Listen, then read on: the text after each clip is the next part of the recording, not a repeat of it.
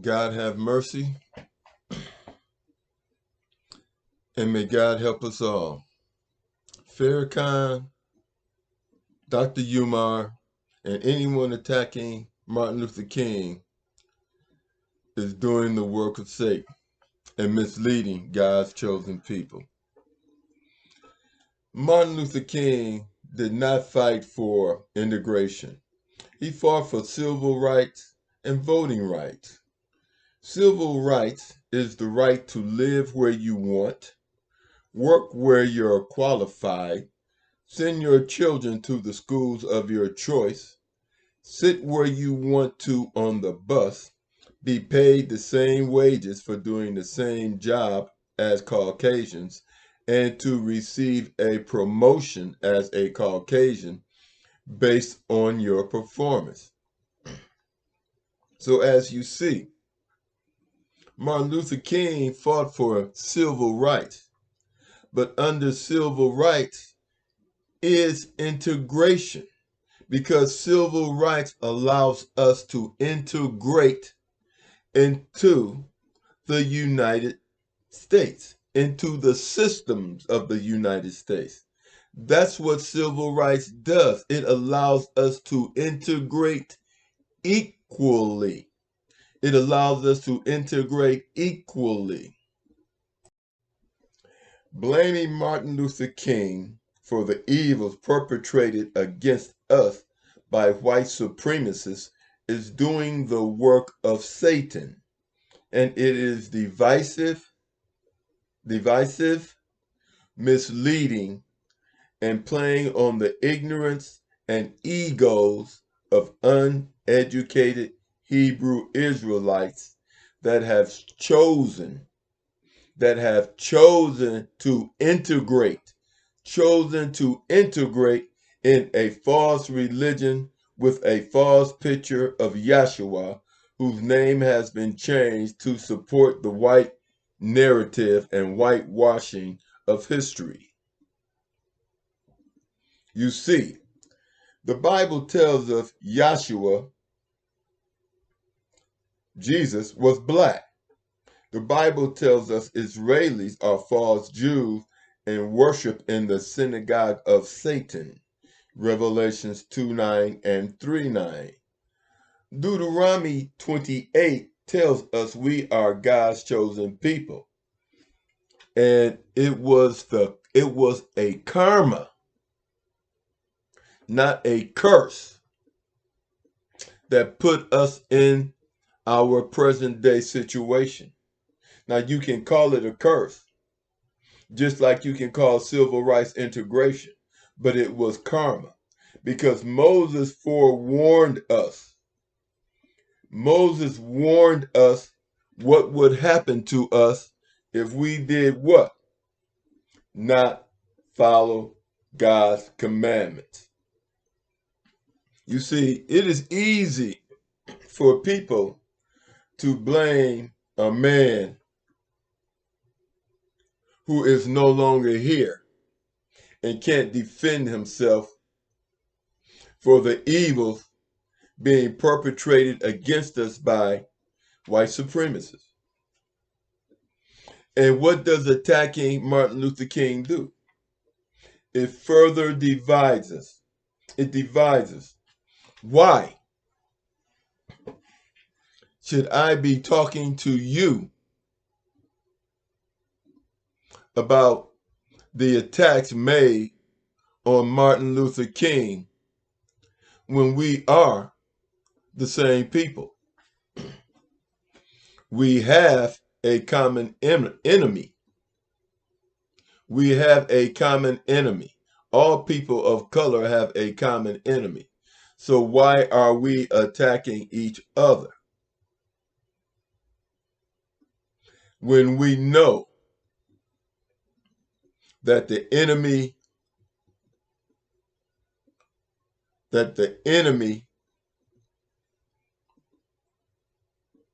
of my enemy is my friend? The enemy of my enemy is my friend. We are on the same side. That is merely common sense. Let me further explain something. Martin Luther King did not get civil rights legislation passed and voting rights legislation passed by himself. He did it with the help of other Hebrew Israelites. He didn't do this by himself. So if you want to blame anyone, you have to blame all black people. All black people supported Martin Luther King at that time. He didn't do this by himself. That's totally ridiculous. And so to blame him, to lay all the blame on him, is wrong. And you know it's wrong. But you are looking for an easy way out. You are looking for an easy way out. So you blame Martin Luther King. You young people, your parents marched with Martin Luther King. Martin Luther King died for you. The people who are putting Martin Luther King down, they haven't died for you. They haven't done anything for you. The people putting Martin Luther King down have not done anything for you. Name what they have done for you. Are they responsible for giving you civil rights? Are they responsible for giving you voting rights? No, they're not. No, they're not. You see, all black people fought for civil rights. And not just all, and there were Caucasians who fought for our civil rights and have more respect for Martin Luther King than some black folks who have the audacity to put Martin Luther King down. Nothing could be more blasphemous. Nothing could.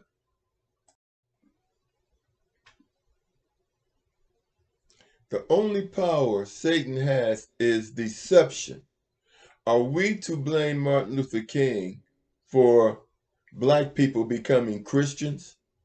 Christians, the usurpers of the teachings of Yahshua, who we call Jesus. We know exactly how Christianity was used by Caucasians, who are the direct descendants of Neanderthals, to enslave, colonize, steal, murder, rape, and exploit people of color all over the world. They pray to a white Jesus and commit acts of terror and fear all over the world and call themselves followers of Yahshua. You know this to be true. If you open your mind, you know this to be true. You know this to be true. And the simple fact of the matter is, every black Christian is selling out. Every black Christian is selling out to white supremacy and the whitewashing of history. And it can be proven by the Bible, because the Bible tells us who the Hebrew Israelites are. The Bible tells us who belong to the synagogue of Satan. Revelation 7, chapter 7, verses 4 through 8 tells us exactly who are of the 12 tribes. Revelation 7, verses 4 and 8 tells us exactly who are of the 12 tribes. And nowhere in there does it mention Ashkenazi or Sephardic Jews, who are only Jews by conversion. They turned the blood of Jews into a what? A man-made religion so that they could convert. And once they converted, what did they do? They started to excommunicate the real Jews. That's why Jesus calls it the synagogue of Satan. Now, the exploiters of indigenous people weren't just Christian, they were Judeo-Christians. They were Judeo-Christians. So in other words, the synagogue of Satan united with Jesus of the Christians, the misleading Christianity. They united together and went on a conquest of world domination. Because if the people in Israel were actually of the 12 tribes, they would be accepting of other Jews. They are not Jews. And the only way, these people are from the Ukraine. They were slavers, and how they got the blood of the original Jews is through the rape of black slave women. Does not take a brain surgeon to figure this out. It simply takes an acknowledgement of truth. As a true messenger of God, I felt that I would have thousands and thousands of subscribers. But then I realized, after reading Matthew 13, verses 1 through 10, the sower and the sow, everything became understandable. And I will implore you to read Matthew 13, verses 1, not just 1 through 10, but verses 1 through 13, where Jesus explains why he speaks to people in parables. Because he knows the seed of truth is going to fall on unfertile ground, as it did during the time of Moses, which caused the karma, which we call a curse, and we are stuck into today.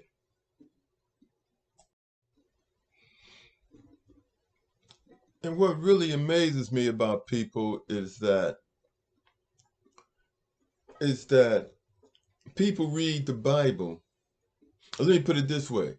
Intelligence does not amaze me. Ignorance amazes me more, because I wonder, how can people, you expect intelligence. Intelligence is truth, truth is wisdom, and it grows. But you don't expect ignorance. And one of the things I want to address is this. We all know this. Jesus stated that a rich man has as much chance of getting into heaven as a camel passing through the eye of a needle. When I looked this up online, people were portraying barn doors as the eye of a needle. which made no sense whatsoever, and people accept this. And was really, I'm going to throw this at you. People misunderstand this quote.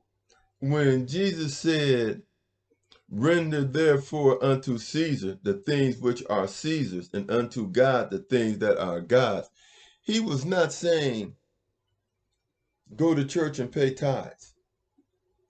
He was not saying pay taxes or go or to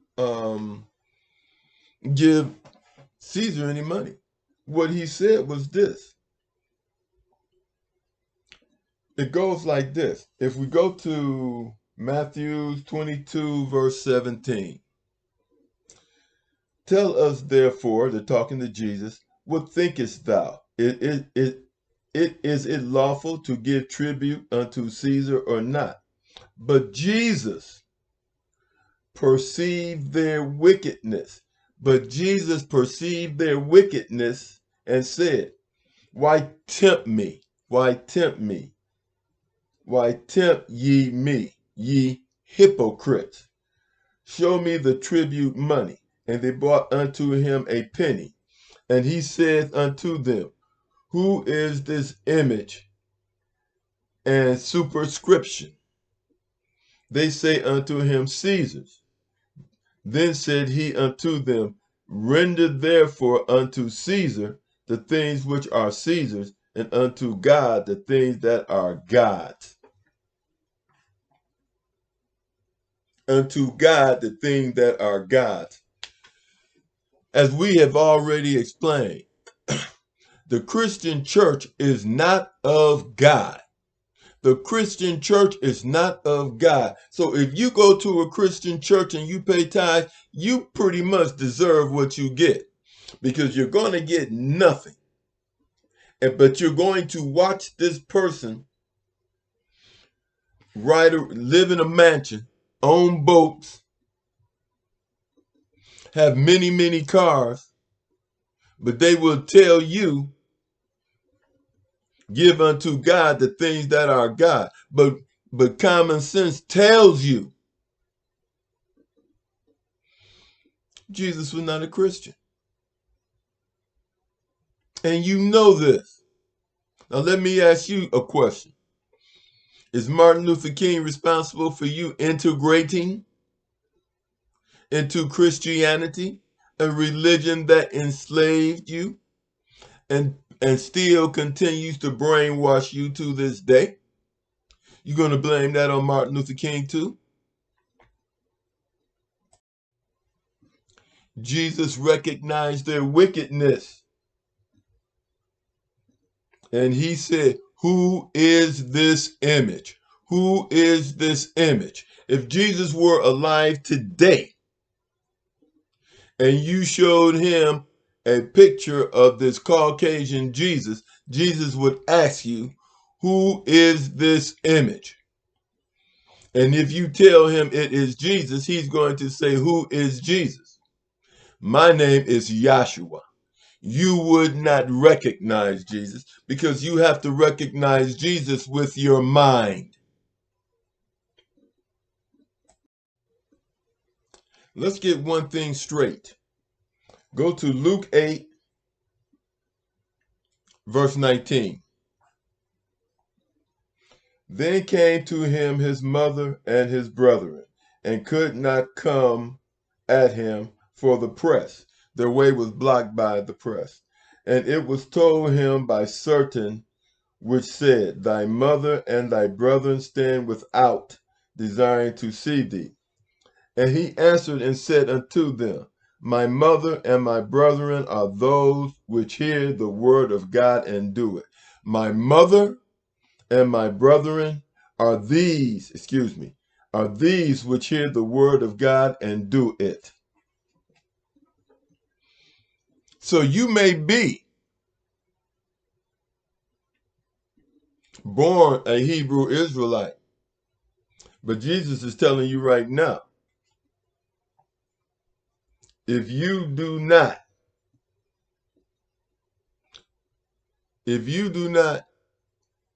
do what is said when you hear the word of God, you are not kin to him. You are no kin to him, none whatsoever. Let me end here, because there is no need to go any further than to say this. The only power Satan has is deception. Are we to blame Martin Luther King for becoming Christians, the usurpers of the teachings of Yahshua? We know exactly how Christianity was used by Caucasians, who are the direct descendants of Neanderthals, to enslave, colonize, steal, murder, rape, and exploit people of color all over the world. They pray to a white Jesus, commit acts of terror and fear all over the world, and call themselves followers. But my mother and my brethren are these which hear the word of God and do it. So you can call them Neanderthals or Caucasians or whatever you want. But my mother and my brethren are these which hear the word of God and do it. That is their saving grace. Now let me go on to say this. There is no need to go any further. For those who choose Christianity over their birthright, choose to integrate by choice. Those who choose Christianity over their birthright choose to integrate by choice, knowing the truth knowing the truth because of mental laziness, expecting someone to do the studying you should be doing on your own. You know the truth. Some will be followers of Satan because they know the truth, but they choose to do otherwise. Some are too mentally lazy and expect someone to do the studying they should be doing on their own. However, Yahshua made it clear that those who believe in Yahweh and follow his teachings are his kin. So go ahead and be a Christian, but know you are no longer of the spiritual mind. You may be of the blood, but you are not of the spiritual mind of Yahshua and therefore God. We live in the mind of God.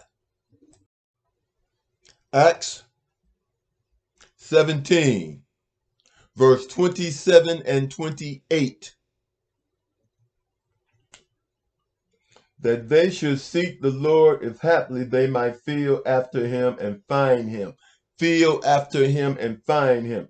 Though he be not far from every one of us. He be not far from every one of us. For in him we live. For in him we live and move and have our being, as certain also of your own poets have said. For we are also his offspring. We live in the mind of God. You have to be. Not so much of the blood of God, because you can't be of the blood of God. God doesn't have blood, but you have to be of the mind of God. You must see with your mind to be of God. And when you read and you acknowledge what you read, and you understand what you read, and you follow what you read, then you are of God. Simple as that. Like and subscribe if you want to, but I understand now from reading the Sower and the Soul that I probably will never have a large group of people to follow me because seeds will fall.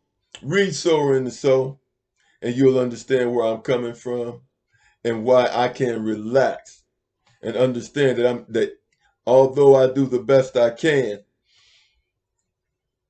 I cannot make God has given you freedom of choice and the ability to reason. If you don't use it, it's nothing I can do And as Jesus pointed out, there's nothing he can do. And that's why he talked to people in parables, because of their ignorance and desire to be ignorant, I guess. Have a nice day, and I'll see you all later.